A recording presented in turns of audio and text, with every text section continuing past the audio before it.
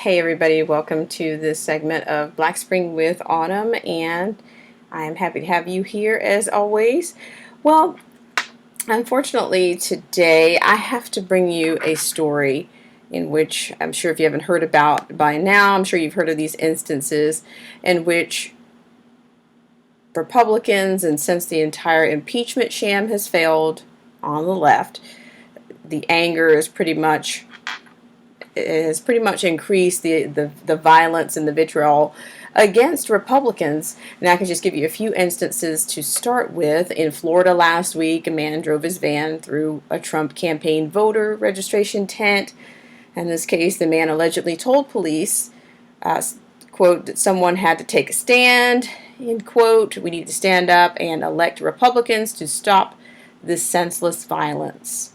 Also, in New Hampshire, a man was arrested for allegedly assaulting a 15-year-old Trump supporter and two adults near a polling site during the state's primary election. But, of course, the left's violence is not limited. It's not limited to the actual East Coast, but if you're not familiar with Liberty Hangout, on the campus of UC Santa Cruz, violent protesters smashed a college Republican informant. So, with that said, unfortunately, I have an instance that I will bring to you in this particular segment. And if you will join me going there. Now, unfortunately, this is on the left coast. It comes from the lostcoastoutpost.com. Now here, this is a vandalism of the Humboldt County Republicans headquarters. So as you can see here, I have a couple of instances here. Well, this is the Eureka police arrest. This is the Humboldt Republican headquarters vandalized early on Saturday morning. And I will show you, here is the actual footage.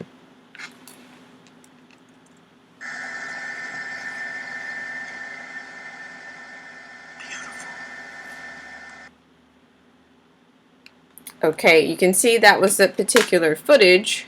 Now, this particular location is not the first time, according to this article, as political tensions arise throughout the country.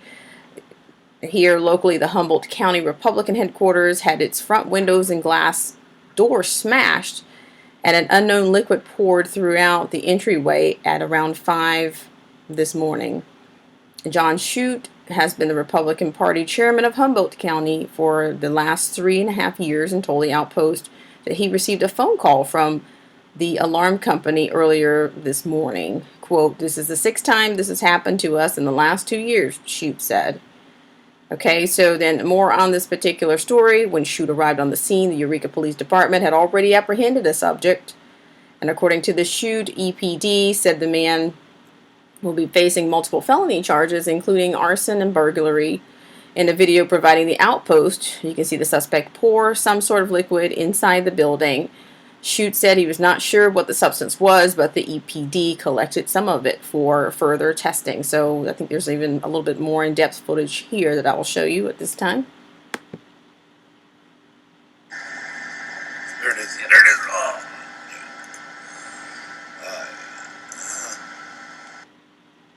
Okay, so there's a sample of whatever the substance was, and so I'll continue here.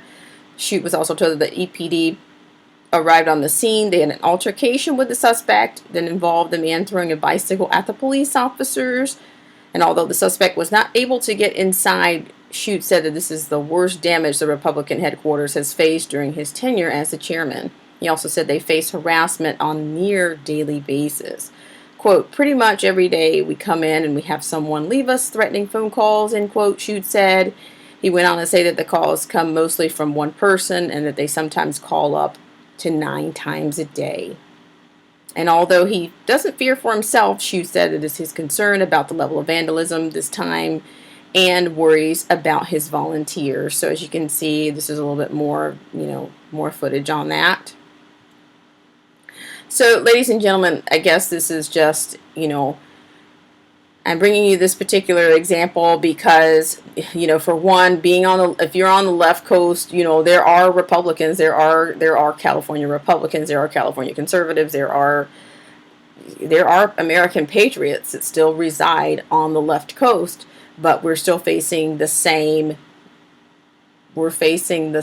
types of vandalism, the same type of vitriol, the same type of violence, the same type of vile behavior.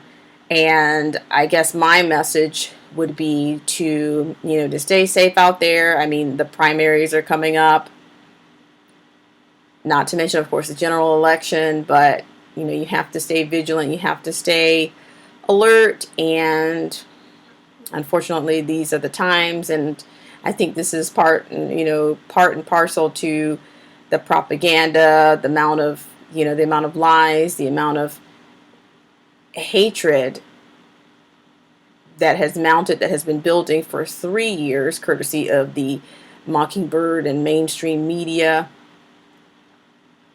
These things are happening, it's definitely influenced. They've played their role in this type of rhetoric, and then many, I will have another segment later on an actual study, and you may be familiar with the title of a book that was actually written in the interest or in explaining the behavior portion of some of these perpetrators.